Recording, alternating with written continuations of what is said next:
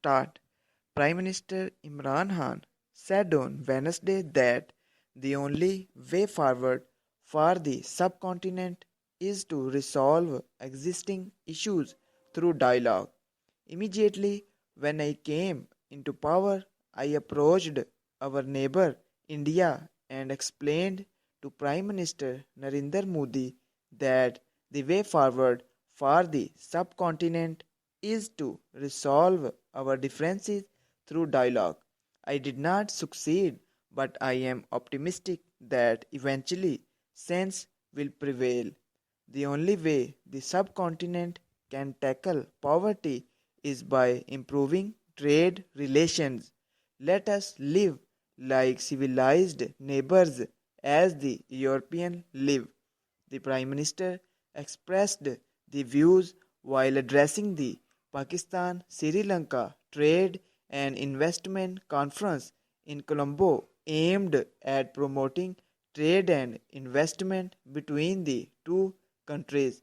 Germany and France are fighting multiple times, but today it is unthinkable for them to have a conflict because they are so interlinked due to trade.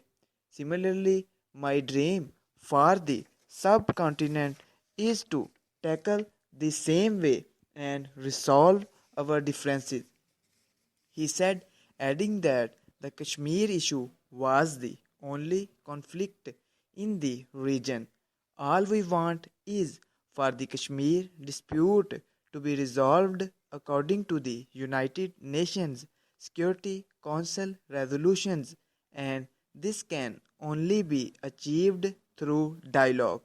The Prime Minister said that a conflict between two nations only more conflict. We need to resolve our differences through dialogue and not through conflict. Imagine the potential for trade within the subcontinent, he said, adding that the only thing stopping the region from realizing this potential was the inability to resolve differences through dialogue. He expressed the hope that Pakistan could also play its part in reducing rising tensions between the United States and China.